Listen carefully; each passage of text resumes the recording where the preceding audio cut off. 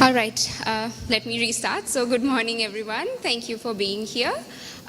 So just to get started and keep to time, let me give a quick introduction to the forum. And so today we are going to kickstart the first forum for Sri Lanka Design Festival with Interdisciplinary Designscapes.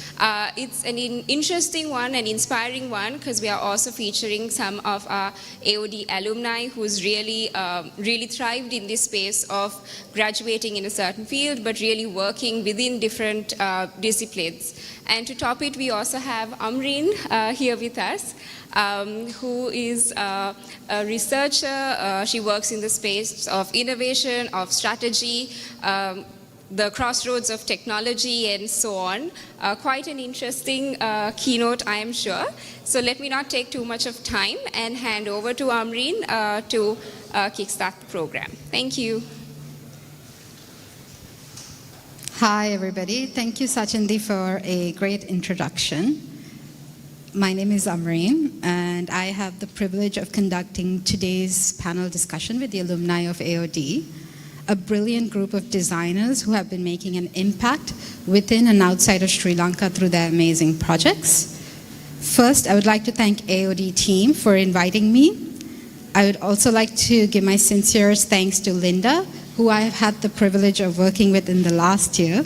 It has been a great exercise in seeing how leaders here are building a great platform for educating the future in the art of design and practice of design.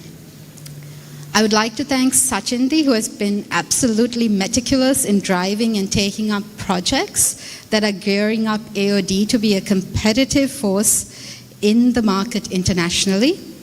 Thank you for coordinating everything and taking care of the details that are very easy to miss.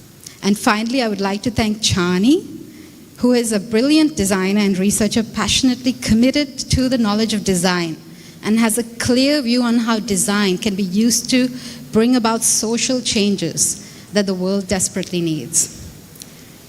Thank you all, and now I shall get into the keynote. I'm going to try and keep it brief, even though it's kind of long. Before we get started, I just want you to know that I will be introducing the AOD alumni, and if you have questions, this would be a great time to engage with them. So I would like to do a quick intro as to why I'm here. Most of you are wondering who the hell this person is.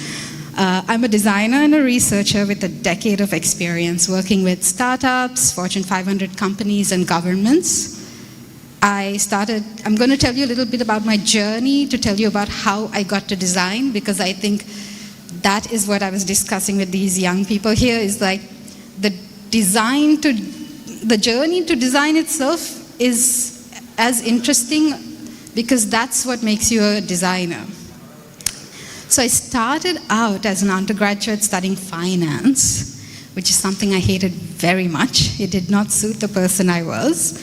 And then I came back to Sri Lanka around 2012 and started working in the apparel sector. I was working with many clients, but the part of the industry that piqued my interest was the design of the system itself. So yeah, this is a little bit about me. So we have these like manufacturing plants that are part of a very complex system with something that starts out as material. Well, even before material, it starts out as plants, for example, as cotton, or the byproduct of petroleum, which is polyester, which is then made into material that goes through these different nodes, such as textile plants, manufacturing plants, and is shaped into something which is then providing an aspiration and an experience to the consumer. This is where the seeds were planted to what made me pivot into design. Designers are drawn to complexity. They have a need to understand complex information with the goal of making it simple. This was also the time when the iPhone and Apple had brought to the forefront the role of design. That is going to change the way companies had started viewing their users, their consumers. Well, design is not novel to them. As those of us who have studied the history of design, we know through like the Bauhaus and other movements, Humans have always designed. But however, what was changing was the way technology companies had started viewing us as users. Apple was instrumental in designing these complex algorithmic devices to marry both software and hardware into something that we users don't need to study or get used to quickly understand. One example I can give you, say, is Adobe's Photoshop or Illustrator, which is a software that takes considerable skill to become an expert at. And there are no iPhone experts, there are only iPhone users. And this was the change. There are design experts in the background using complex design tools such as Illustrator and other Figma and other ones to bring us seamless, beautiful experiences. This was the pivotal change that we had gone through. The view that instead of engineering products and services, we were now designing products and services. So what is design and what makes a designer? Whether it is designing furniture, software, the act of design is ultimately the ability to shape an idea into reality. So it was an interesting time for me too, personally, as a designer. I was influenced by the times and wanted to be a part of this revolution. I had already started thinking as a designer. I made the switch and went back to study design, getting a degree in design thinking in Germany, and eventually a master's of design in Canada, where I have been working for the last 6 to 7 years. Once I had started the journey as a designer, I realized a designer is somebody who needs a varied skill set, and the skill set comes from all disciplines: engineering, computer science, carpentry, sewing. I have acquired a range of skills from coding, game building, wireframing, user interface design, and I have grown my toolbox. I started using design to critically engage with the idea of surveillance by using augmented reality, using computer vision. I have been teaching visual coding to educate people who want to get into coding very quickly. And in the last 4 years, I've been working with the Foresight and Futures Lab at the Ontario College of Art and Design, doing projects with the Government of Canada to design and facilitate problem solving within the legal fields, cultural heritage, and understanding how blockchain and AI will change the role of the government. I've also been a user researcher for companies wanting to understand user needs, pain points in the wearable space. But this is, as you can see through the breadth of my project, this is what happens once you get into design. You start going down a major rabbit hole. And I started wanting to be a designer and had no idea what I was getting myself into. I had no idea that design had so many dimensions. Not just what we think of as traditional design disciplines such as fashion, interiors, but now emerging fields such as speculative design, critical design, inclusive design, thinking of different ways we can have everybody or cater to everybody. What I've learned in this last few years is that a designer is ultimately a researcher, and design is a methodology, an art, and a practice in solving complex problems. All designers share this process, which uses a problem statement, then research, prototyping, testing, and refining to get to the final concept. So design is research. And design is interdisciplinary, which is why we are all here today to understand what it is that interdisciplinary Designscapes means. According to the very traditional definition, interdisciplinary design explores the central principles of human-centered experiences and how people, users, customers, markets, audiences are at the core of all creative activities and endeavors. But I don't really like this definition. And I think we designers can expand it and change it. Because there's one rule in design, and that is that there are no rules. Because when I think about design and the power of design, I have so many questions. What have we solved? What have we been creating? What have we been contributing to? We are living in unprecedented times, and I don't need to explain that to anyone in this room. This is a time that requires passionate, committed, determined young designers wanting to work in an interdisciplinary way to expand the definitions from users, consumers, to include all stakeholders, lands, communities, animals, nature, the ones safeguarding our future. Again, I just wanted, this kind of leaves the question, we've been designing and designing, to what end? And this is an example that I have that is a very growing concern, especially here in Sri Lanka, which is the animal and human conflict. So what do we need to do now? So even though I've traveled everywhere, I've still kept in touch with my roots, which is ultimately Sri Lanka. And I have kept in touch with AOD. So in being a designer, my ideas of what it means to be a designer are constantly changing. And throughout this, I have always kept in touch with my roots and what was going on. This is why AOD is such an important organization here in Sri Lanka. Because throughout the last 4 months, I have been working with them and understanding what they are doing, training a new kind of designer. Sri Lanka has a lot to lose in the coming years. We need to make changes. And to do that, we have to have young, committed designers using the power of design to solve critical problems, seen and unseen, that we will be facing in the future. In the last 4 months, we have embarked on a journey to see how we can strengthen AOD as a research institution to partner with international universities and become a design center to bolster and strengthen how we can foster a pathway to solve the most critical problems.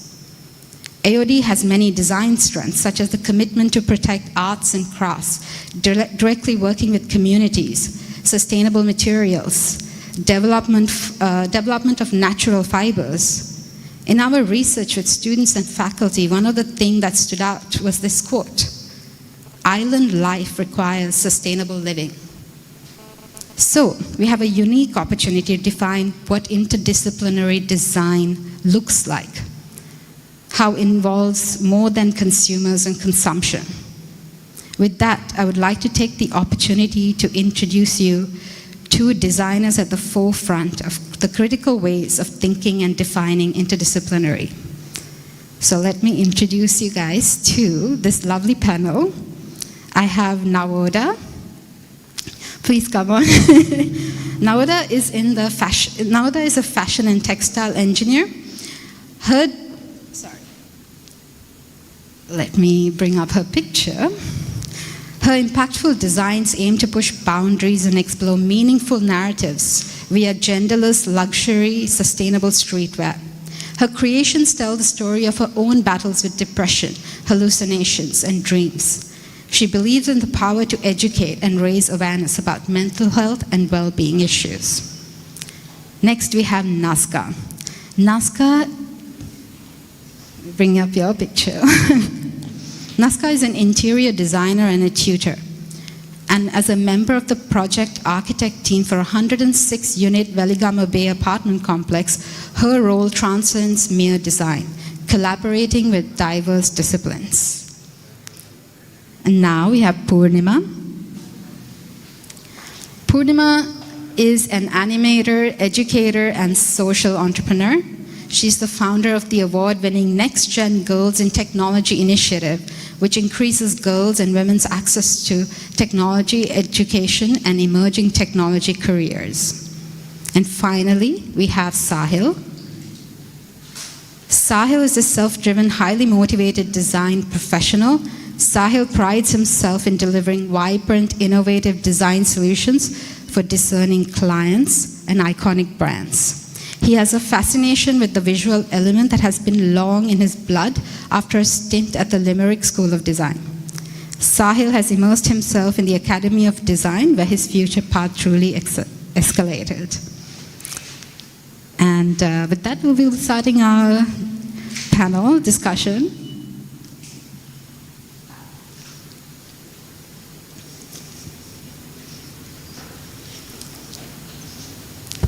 I hope everyone has a mic. Yeah. We can share this. You can, yeah. So Sahil, you'll have to get used to your picture being there. I don't have the end slide. So one of the things I didn't want to do too much was to say a lot of words about these designers. I was just having a discussion with them downstairs, and we're like, what do you say when somebody asks you, what do you do? You know, you say you're a designer, but what does that mean? People are like, oh, do you design interiors? Do you design, are you a painter? Or like, you know, people confuse it, but the role of the designer is, the definition of a designer is as complex as it gets. So the first question I want to start with is, I want each of you to tell me how you came to this discipline and what got you here. What was your journey? What made you interested in your specific fields? You want to start, Purnima? Yeah, sure. Okay. So I was always a storyteller, I would say, because at a young age I started out doing stage plays and writing plays and things like that. And on the other hand, I've always had this need to kind of solve problems around me. So I think eventually I discovered photography in school, and that wasn't enough. So I was taking photographs, but I wanted to do more. So I started putting them together and making small videos out of it. I was like, oh, okay, cool. Like, this is how people make films. So I took my camera, got my friends together, and started making films. So I ended up making about 10 short films about different social issues. Whatever we were concerned about at that time, we just went out, wrote a script, and in the process I also learned filmmaking. So when I was going through this whole process of like figuring out what I want to do and kind of talk to society about whatever that I want to say, I was just looking for different mediums, and then I found AOD, and they had a motion graphics and animation program, which sounded very cool to me because I was doing film and I was like, oh, like, you know, I could add more things to my films. So that was my motivation to actually coming here, because I didn't really understand any other things about design. I just wanted to make films. I wanted to tell stories. So I was like, cool, animation also can tell stories. So I came here, but after I came here, I did 3 years of the BA. And during that process is when I actually understood design and how much work that actually goes into it. The research part and how we make storyboards, and then we go back and forth on those, we make animatics, and then finally films. And during that time is right after my graduation, I founded the Next Gen Girls in Technology project. And I think a big part of founding that initiative also because of AOD, because I saw a problem, and we were, during the 3 years that we're here, we're always kind of trained to like look at a problem and try to solve it with research and whatever skills we had. And then I did that with Next Gen Girls in Technology. And then I was doing that for a couple of years, and then I got the opportunity to do the masters here, the Design Innovation Masters. And with that, I was able to expand Next Gen Girls in Technology massively, especially, so during the masters, I was introduced to like things like service design. So during that time, I just completely revamped my program. So I think my journey with AOD, and my journey as a designer has been like very going hand to hand. And this is kind of where I learned that it is a multidisciplinary process. And then now I do so many things. And Yeah. So I think being a designer, I'm a multidisciplinary designer, and also like I've become a multidisciplinary individual because of, AOD and whatever I've learned here. Exactly. You start wearing many hats after a while. Yeah, have to. I have the same problem. Like, how do you introduce yourself? Yeah. So now I just put commas, and just say everything. Do you want to go? Hi everyone, I'm Nazka. How it started off for me was basically, to think of it's pretty funny. There was a competition in school for which, out of a joke, I applied. And I created a digital artwork, literally out of each stroke driven individually through a mouse. I didn't know there was a tablet, there was a pen, whatsoever. And I did it. And I put it in this competition out of just because one of my teachers did so, pushed me. And I became the all-in winner for that. I was like fascinating. A photo of Steve Jobs, just out of small strokes brought out with the gradients. And then, right, maybe there's something in me. So that sort of triggered to sort of go towards the creative industry. But I'm from Kandy, so I know nothing about what is existing over here, what are the possibilities, nothing as such. So I forced my parents to come to the universities over here and check out the different diplomas and degrees. That's when I came and stumbled upon AOD. It was a little overwhelming because it was a new concept. None of my family members are exposed to it. So I didn't know how to convince them, saying it's a legitimate industry. But all they knew was how much I was pushing for it. I was like, put me here, I'll figure it out. So then I came to Colombo, lived all alone. 3 years, had a wonderful family at AOD who accepted me, gave me food, kept me fed. I survived 3 years. And trust me, I don't know much Sinhala. I'm not too proud of it. But the 3 years, I learned everything. And given the 3 years, I had wonderful lecturers, such as Joe Rapp, Ismail. All of them gave me exposure that I thought I never knew I was capable of understanding, pushing myself whatsoever. And I was fortunate enough to sort of push myself that I was very surprised that I was also the valedictorian for that year. I was like, damn, okay, maybe there's something in me. So I guess that push, that 3 years sort of showed me what I wanted. And that's when I eventually, from my finals, I started working for one of my lecturers. And then I got exposure to international projects. It was very fascinating to understand how things in remote work. I was able to be a part of Beijing taxing airport design, things like that. But eventually the most game-changing aspect for me was when AOD had an interview organized. It was through Balmain Studio, and the owner, John Balmain, was conducting that interview. And I just, I was like, let me apply. I was already doing multiple gigs, product designing, visual merchandising, just to be, belong into the design industry. That's when he was like, you know what, I need someone to design my apartment with me. Would you want to join? And he had multiple interviews that day. And I was like, well, if you think I'm good enough, I'm ready to learn. So that started off with just one apartment, and I'm part of a big project now, which is a 106 building. I think, when I think about it, it sounds very simple, but the amount of research, the studies, the amount of, just to keep up with what's happening, it was very challenging. But to see where I am now, to see that I'm part of a team that is putting something permanent out there. A building is permanent. You can't take it back. And the decisions we make and the contributions we make are going to make an impact to the positive or the negative. So I think it was just that one Steve Jobs picture with little lines that brought me here. But it's fascinating. I'm loving every bit of it. Thank you. And what I'm hearing from you is like sometimes a designer needs to find the right home to actually call themselves a designer. Most definitely. I think that's a very beautiful way to say that. Correct. Hi, I'm Nawada. So I practically grew up surrounded by fabrics and fashion and the hustle of textile business family background.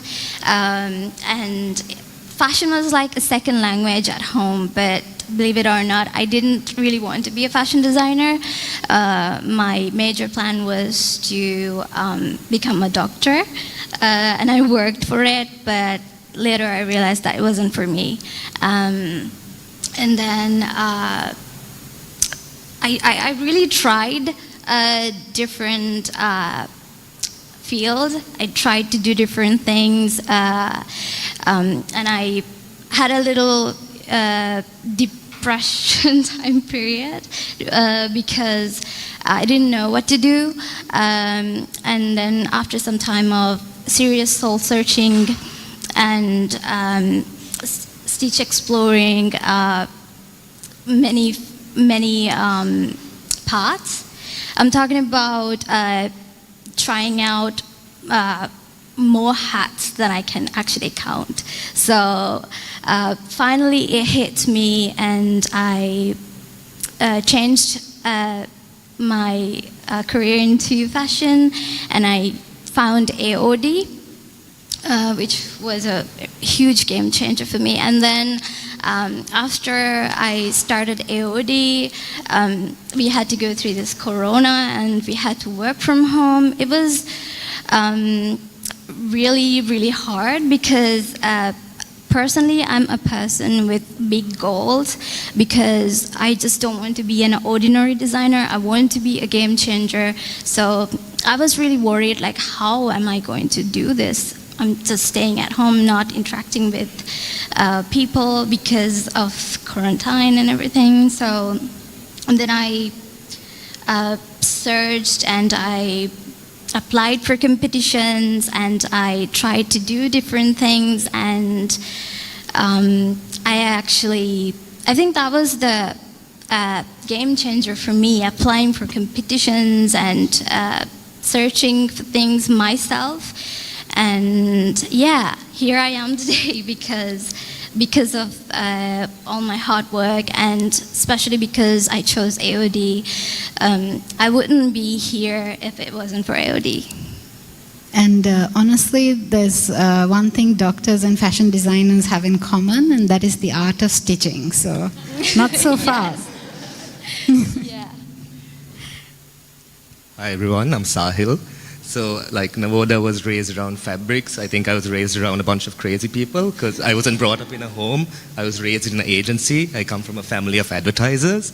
So from a young age, I was always around these people who were collaborating so well, and just, I guess, saw the passion and them being driven. I didn't understand what advertising was, but I loved to see that. And I loved to see, like, my mom would come home after a award show with just drunk, won so many awards, loved it. I wanted to feel that, right? So I wanted to see what was the path that I can get onto to be in that field. So actually I left the country and tried to study it at Limerick School of Art and Design, but it didn't feel like home to me. I'm, the local boy, I need the sun. Ireland, not much sun. So I came back and AOD was there for me. And actually AOD was in that building, right? And we had, like, I think I was one of the oldest on this panel, maybe? Yeah. But yeah, at AOD I truly found out the design fundamentals, like the foundation of design principles. I really understood what visual communications was. And then I got into the field of advertising, where again I didn't know anything, because you come in and everything is fresh again. But when I came into advertising is when this term actually comes into play, because you learn so much working with different brands, different professionals. Like you might think that somebody knows a project and it might be a digital solution, but it could come from a visual communication person, because you're working with all of these people and your mind is now fixed to that. So I had a really successful career in advertising. I did really well. I represented Sri Lanka all over the globe. I won some awards internationally. And then the next step presented itself to me, because I had done everything that I could. I taught in advertising. And now I moved into hospitality. I work at Cinnamon, and it's a new challenge for me where we're looking at 16 brands, but we want to change all 16 of those into 16 personalities and change visually and ideally how we project that as the #1 resort and hotel company in Sri Lanka. So moving into next year, I can tell you a little bit, but the brand will completely change. So a little hindsight into what we're doing, and hopefully it'll be for the better, and we'll take it to the international level. So yeah. Here I am. Thanks, Sahil. It's interesting to know and to understand how companies here are moving into the space of user experience and persona development in terms of the design. Yeah, so I think like actually that's what I see now with a lot of companies is that everyone used to go to an advertising agency before, but now what we're doing is creating internal agencies. And I think the more that's adopted by these companies, they can really hone in what their brand tone and voice is. And they can then really create a brand identity for themselves that'll like sustain itself for years to come. So yeah. Yes, and just talking about advertising today, before it was different, but now more and more advertisers are hiring designers because that is the field that has everything in it. With that, I would like to ask another question. This is a question about technology. So unless you've been living under a rock, you have heard the phrase AI is going to take over. And it's going to take over the job of designers and everything. So my view is that it's going to be not so easy. Designers will always be needed. Creativity will always be needed. And the future will actually more look like designers collaborating with machines in interesting ways. I mean, designers have always been collaborating with machines, whether it be software, even programs like Paint, Word, we are always collaborating. So now we're going into taking it into another dimension. So the question is, how do you use technology? Have you been experimenting with new technologies? What do you see the future is for your specific practice when it comes to technology? Anyone wants to take this first? Yeah, so that topic is like a really big one that was discussed because when AI came out, everyone was really scared, right? Now, the creative is going to die is what everyone thought. But I was thinking like maybe that was the same type of mindset when Illustrator came out. Was it the death of artists? No, artists still exist. They just learn to collaborate with this, like you said, machine collaboration and enhance their art. And it's not going to be AI that takes over, I think, from a creative. I think it's going to be the person who understands AI that's going to take over. So I think your job as a creative should be, okay, this tool is there. It's not going anywhere. How can I use it to better my work? So I do use AI, but that doesn't mean I've forgotten everything I've learned. AI is there as a tool to help enhance whatever I'm trying to do, especially in brainstorming with ChatGPT, Midjourney, Runway, all these types of softwares we're experimenting with. At the end of the day, there's still a soul that comes from a creative and a designer that you can't replace. So no matter who uses it, it has to be that right person that actually knows how to bring out the best in it and know exactly where and when you place it. Yeah, so currently I'm diving into innovative technologies to elevate my design process. Like AI softwares like Browseware, Lectra, experimenting with 3D modeling and virtual prototyping. It allows me to visualize and refine my creations before it takes a physical form.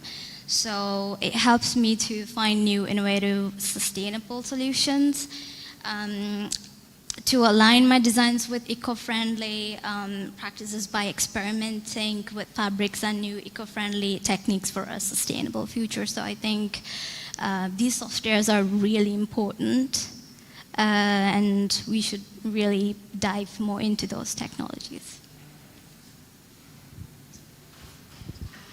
For me, in my field, being an interior designer and being merged with multiple other very, very experienced people, that means I have to keep myself updated. And I'm all for accepting technology because I'm a person who technically do everything through my phone. So I was the very first to buy the subscription for ChatGPT, Canva could it be.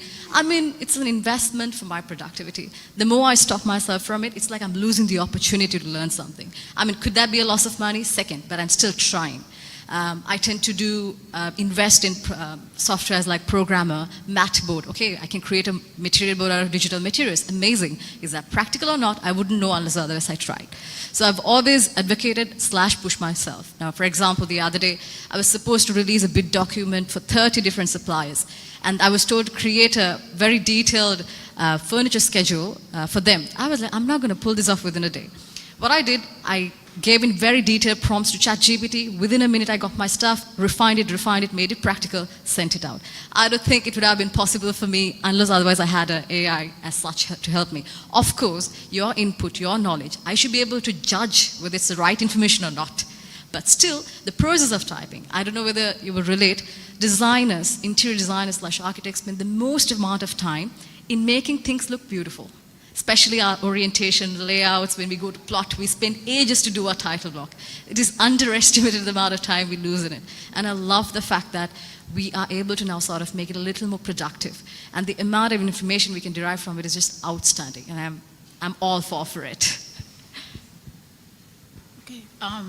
So I think as a social entrepreneur and animator, my work is in the middle of impact, technology, and creativity. Also, I was born into a technology family, so my dad was a software engineer and my mom was an IT teacher. So one reason I got into design was an attempt to run away from them. But actually, because like, I'm going to go do film because I don't want to do anything that you guys do. You know, as teenagers, you do that. But then anyway, I ended up back with technology. So technology has never been a new thing for me, and everything I've done in my life has had a part of technology in it.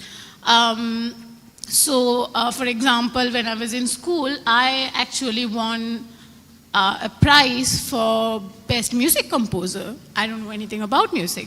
So what I did was, for a drama that I created, I downloaded sounds from like online, and I learned Audacity in a day or two, and then mixed it together, and they were fascinated with all the, you know, like there was a sad scene, and then there was a horse like screaming in the background, so all of that. So technology has always been a tool for me, and then of course with the work that I'm doing with girls, that is very focused on technology. And the reason we started this is because technology is everything. Like the world today, you can't live without it. And unfortunately, if you look at statistics, we have about 50% girls in Sri Lanka in schools, but about 8% of that actually study RCT as a major subject. So a majority of them is going to be left behind in this new world. So which is why when I started Next Gen Girls in Technology. And talking about AI, I agree with you. It's going to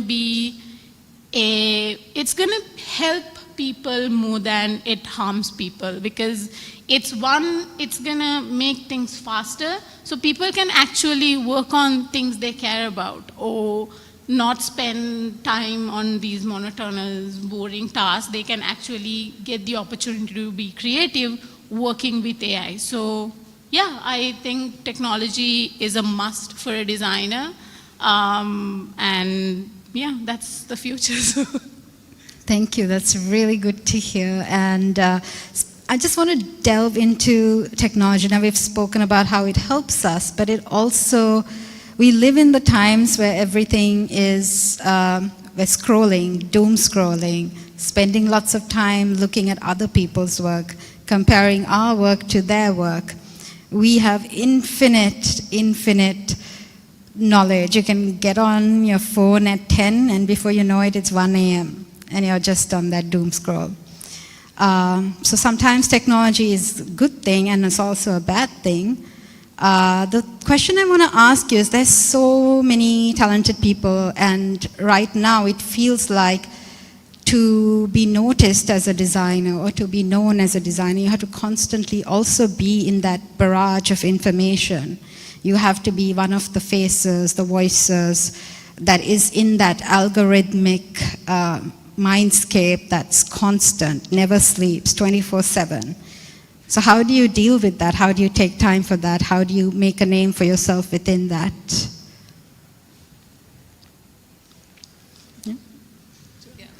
I'm sorry, I relate to that in such a level because almost all the people you get exposed to is through social media, and everyone is having good work out there and doing amazing things, and it's wonderful to see and get some inspirations. But it sort of puts a self-doubt on you. Where am I? What am I standing?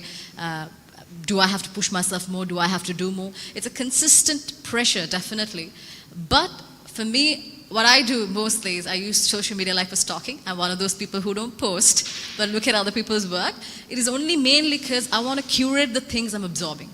I follow people that I think will be of some help for me, who shows their processes. For example, there's a designer who shows, I did this pivot out of this material. There are transparent people out there who are taking in effort to put good knowledge out there.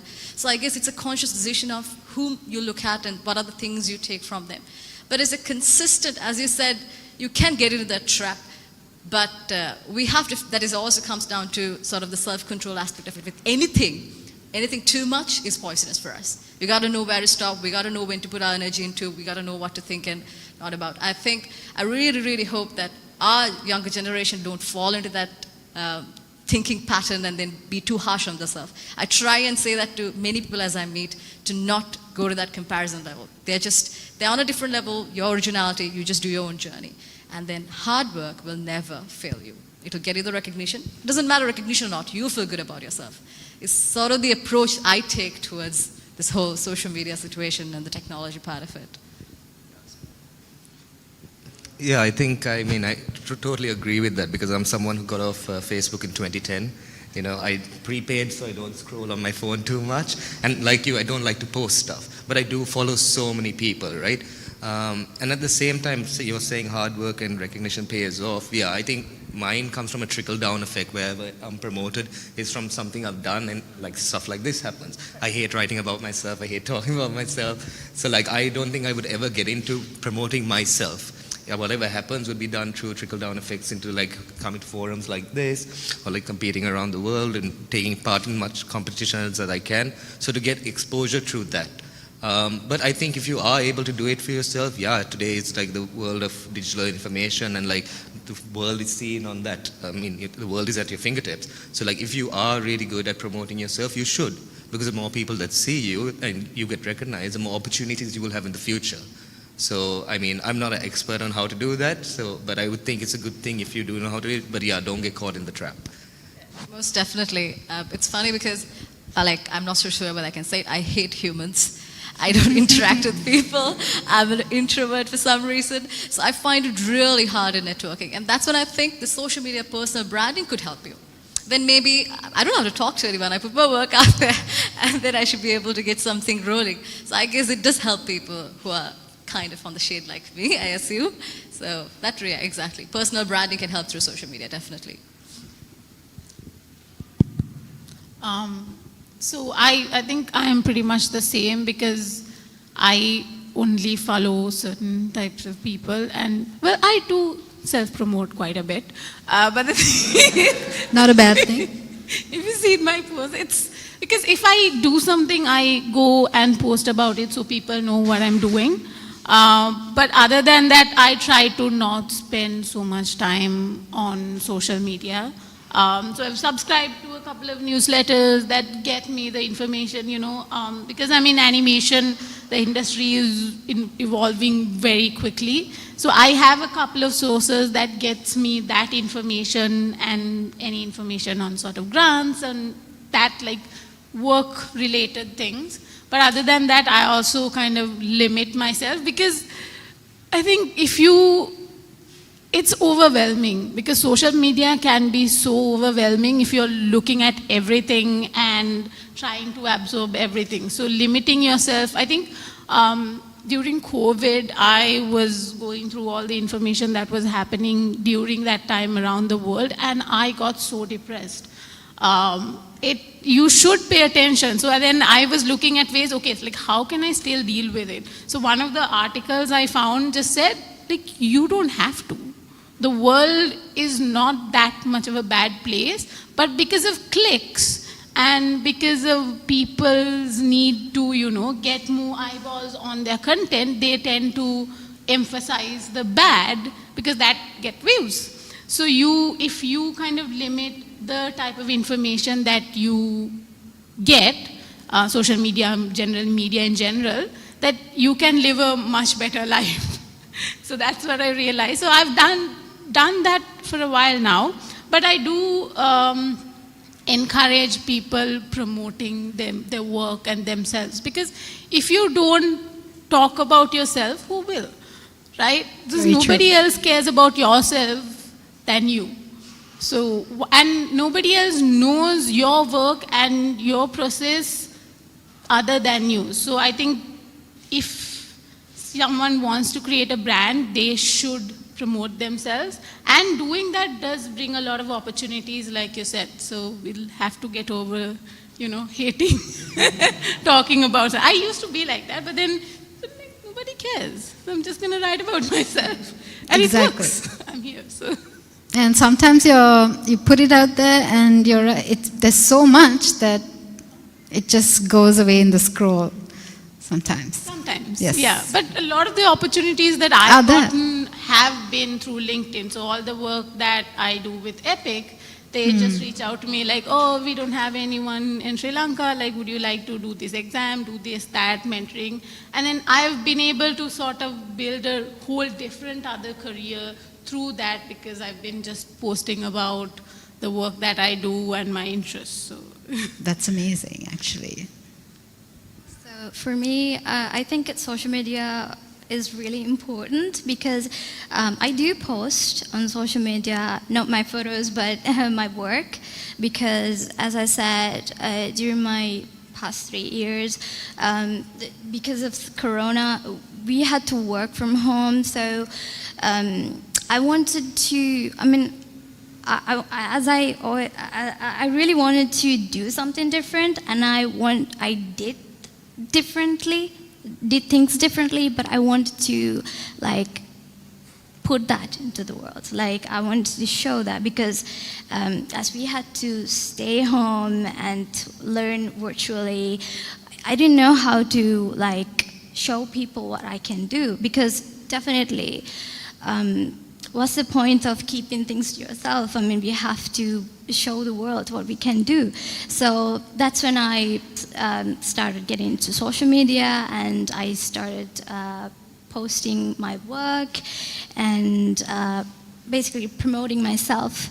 And I must say, social media is really, really, really inspiring, because there are so many creatives out there.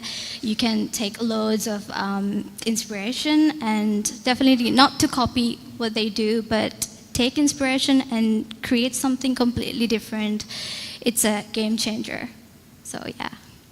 That's amazing. And I don't know if anybody knows this book. It's called Steal Like an Artist. So it's all about taking inspiration, because when you emulate people you admire, and you get inspired, and your work just gets better. So I only have 2 questions before we open it up to the audience.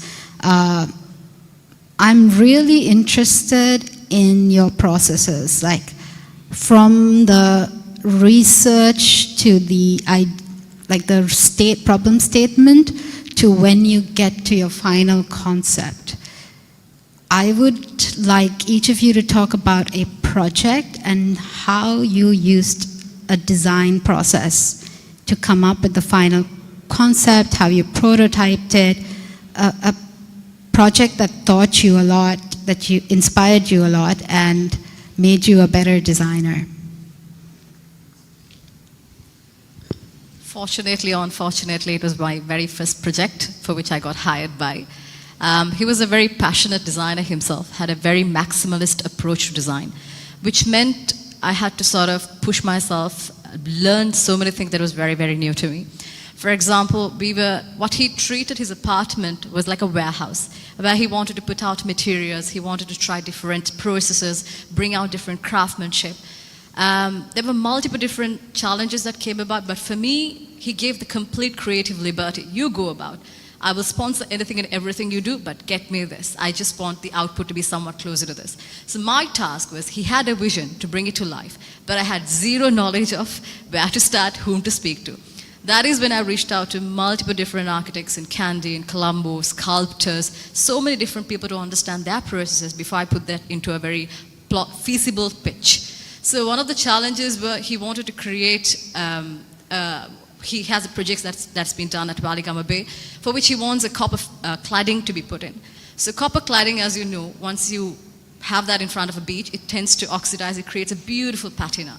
But then again, when you before you go to such a large scale, we wanted to sort of experiment in his apartment as a backdrop, which meant I had running around all the pharmacies finding for ammonia, different liquids. Like I was having a chemical lab in my own house, and I had to tell everyone not to come closer to the ammonia bottle because it is very toxic. So then I was carrying out the way it was interacting with the copper, what are the patterns. And then the question was, fine, I mean, it has beautiful patterns. How am I going to secure this in order to put this against a facade of a building that will go against? There'll be direct sunlight, what if it tends to texture off and things like that. That's when I reached out to multiple suppliers, speaking to them about powder coating technique, could I ceramic coat it? So like this, everything that I sort of did for that project was like a push of a boundary. For example, we had cement tiles done and we did different treatments on it to see how it was. We had terracotta. All of this, once again, was trial and error. It was never right in the first place, but it was fascinating because it agreed to go with the cost. So I was like, amazing, this is fun. It's like you get a kid and then let them in the toy department. They're like, I don't know what to get. So for me, it was very interesting, and fascinating part of it was I documented everything. Even now, if someone asks what is the result of staining a terracotta tile, I know the exact ratio that should be applied to it, because somewhere or another I kept it documented. So because of that project, I understood the depthness of research and the network. When I finished the project, I had such an in-depth, comprehensive document about kitchen suppliers to flooring to the materials to everything. So what he technically trained me was, he trained me to sort of experiment everything, and then he put me to this 106 apartment building we are doing in Valigaba, and then he just says, Naska, do you remember that tile of that particular color of that code? I'm like, yes, I do. And then I go back to my document, and then I'm like, this is where we saw it, this is the exact shade of it. So I guess he sort of, I don't know what made him believe in me. I'm not so sure how this entire thing worked out, but that one person gave me that opportunity, and it was so interesting because nothing was monotonous. Everything was different. You go to his apartment, you have multiple different things to get lost to. One of the most fascinating elements is, I want a stone column inside of my apartment.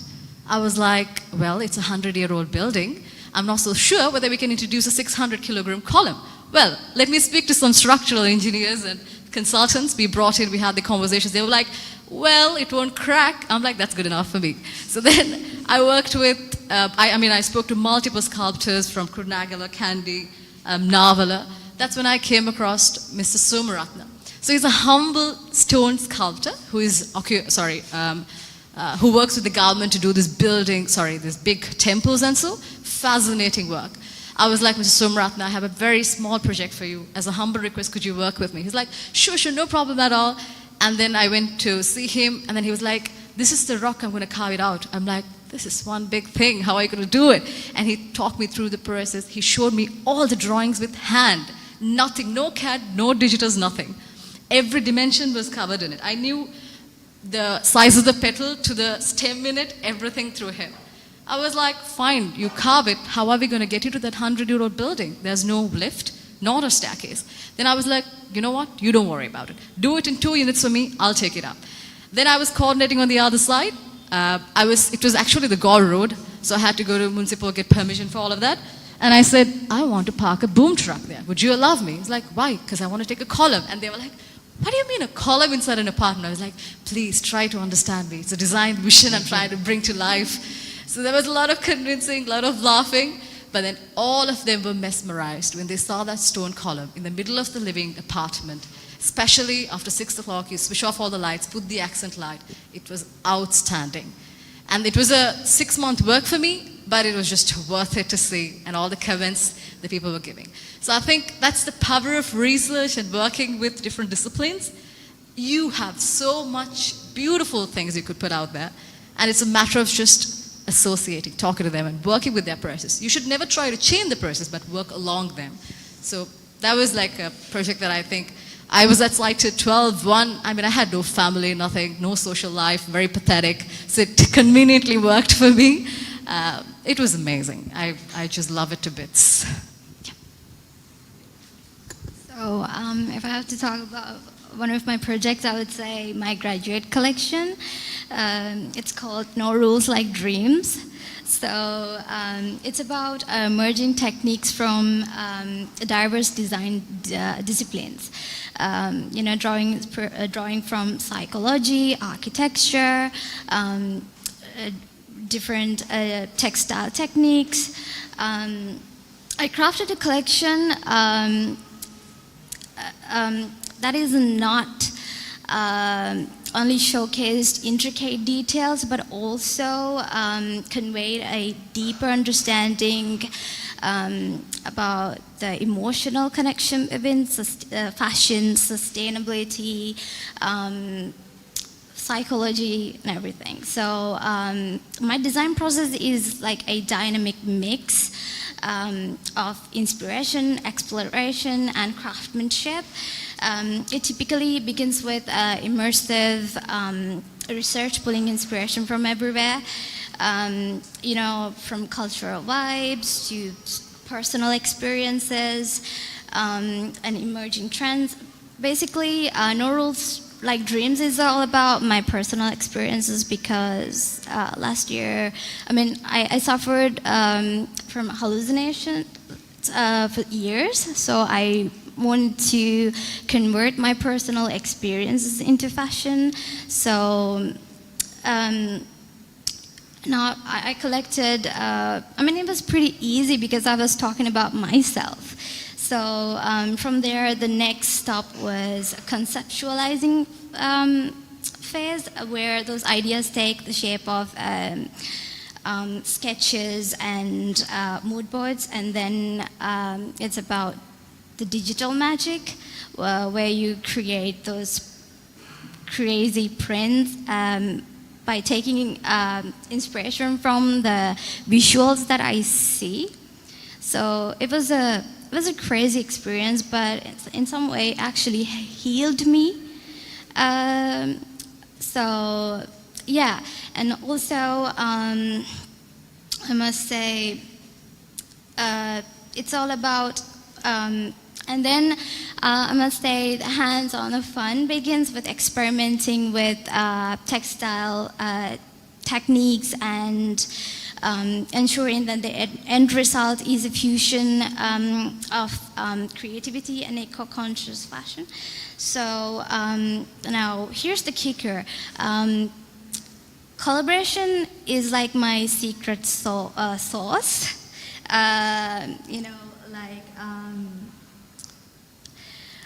The process is a collective effort. So, I worked with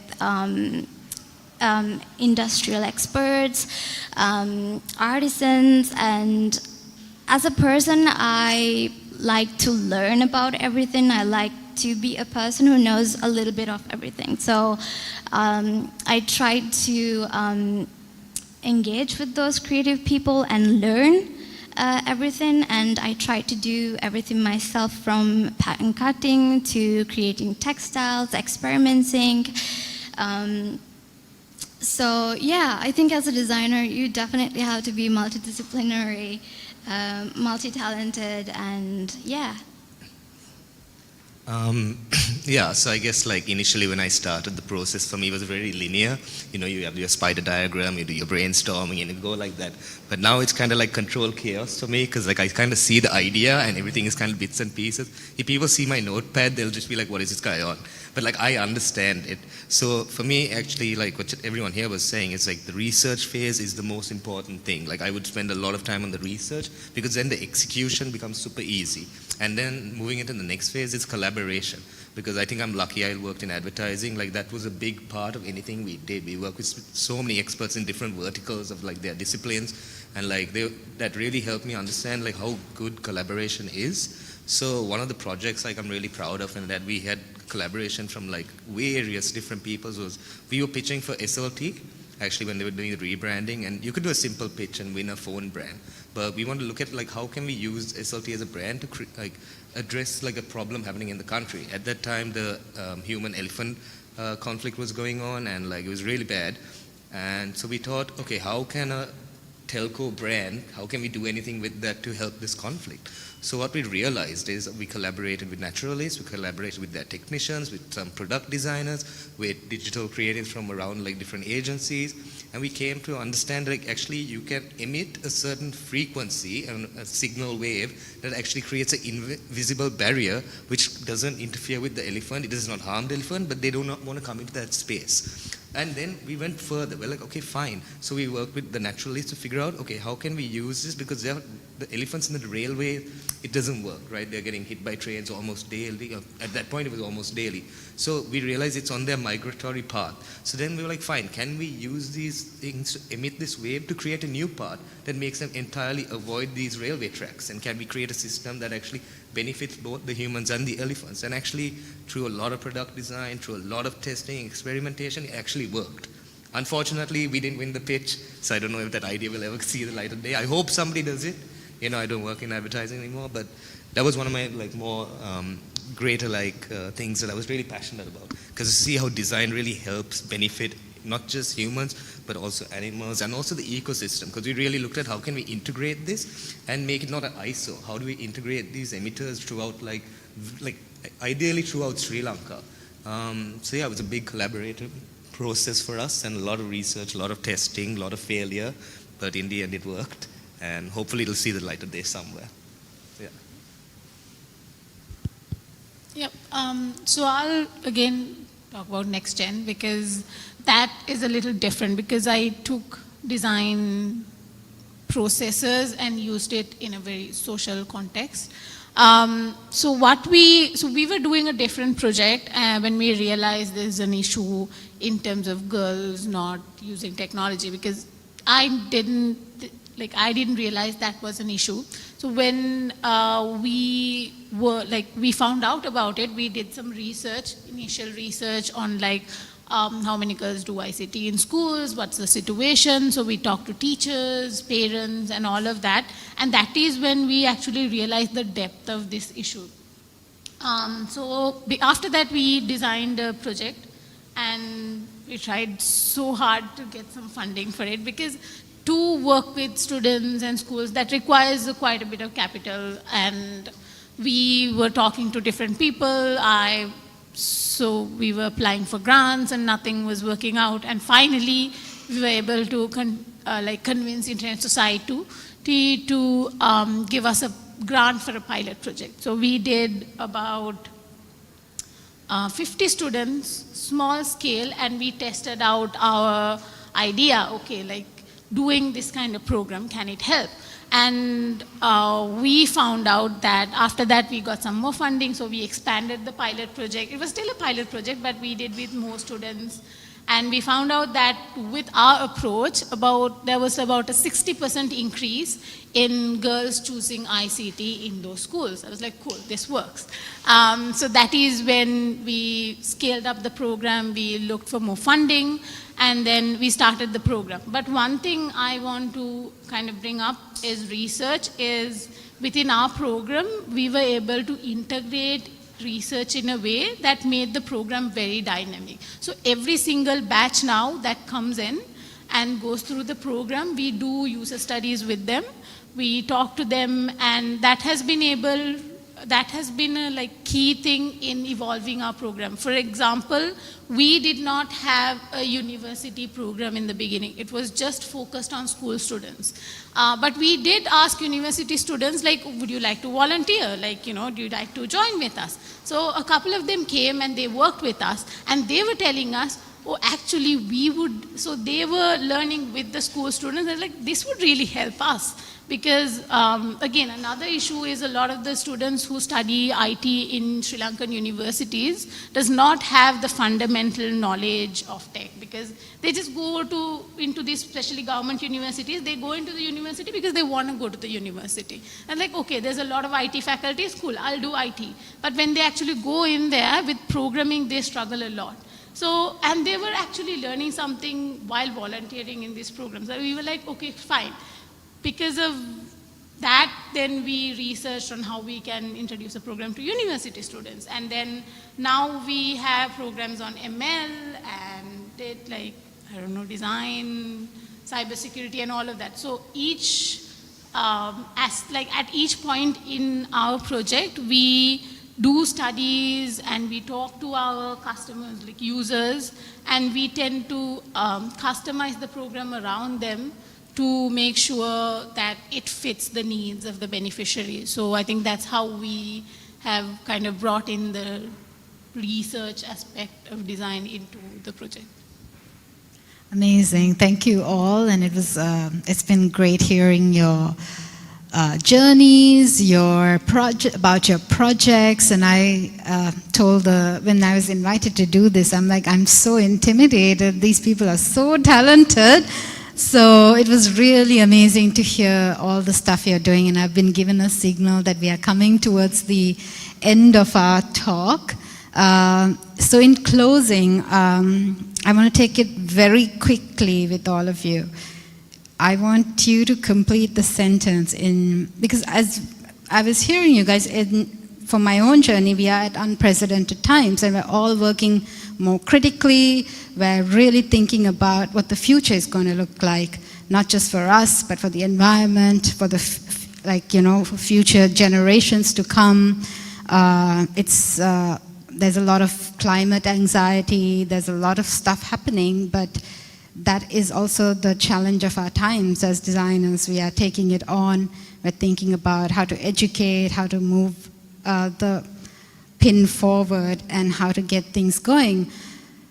So just like maybe a sentence being like, I as a designer in the next 5 years see myself doing something, something, something, just very quickly. Sahil, you want to give us the start? Well, yeah. To be honest, I don't know because my journey as a designer has taken me there. So if I could put in a sentence, I would just say, I as a designer in the next 5 years would hope to do as much good as I have for society as I can do.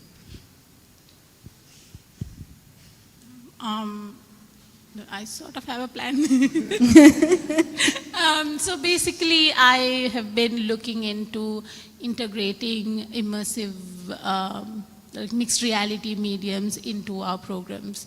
So I'm actually looking at PhD options to conduct Amazing. more research and see how I can use mixed reality to increase girls' participation in technology. So it'll be a little bit of gender-based HCI research, so yeah.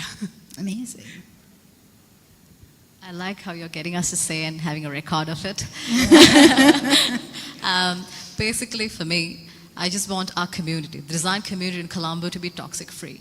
No judgments, be kind to one another, help each other, be transparent persons. If I can be one of that byproduct, that's amazing. That's about it.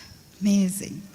So for me, I think I want to be an impactful designer in the future, different from an ordinary designer who actually creates a path to those hidden talents in Sri Lanka, because there are loads of hidden talents in Sri Lanka. So I want to be a very inspirational person who creates a change. Thank you so much, and thank you to our lovely audience. I would love you guys to give a round of applause to these beautiful human beings and designers. I don't know if we have time for question and answer. I don't think so, but we can mingle a bit, and if you guys have any questions, you can go directly to any one of them and ask them about their journeys and stuff. So thank you very much. Thank you, AOD. Thank you, Sachindi. Thank you, Linda. And thank you, Chani. Yes, I just wanted to add and say thank you, Amreen, for taking this on. And of course, it's so inspiring to hear you. Sahil, Navoda, Nazka, Purnima. As always, I'm always inspired listening to AOD alumni, and you guys are no exception, adding more to it. So thank you very much for taking the time, sharing your journeys, inspiring us all. And Amreen, thank you again. And of course, Chani, thank you for putting this together and driving this behind the scenes. And thank you everyone who took part and listened to us. So let's call it an end from there. Thank you. Thank you.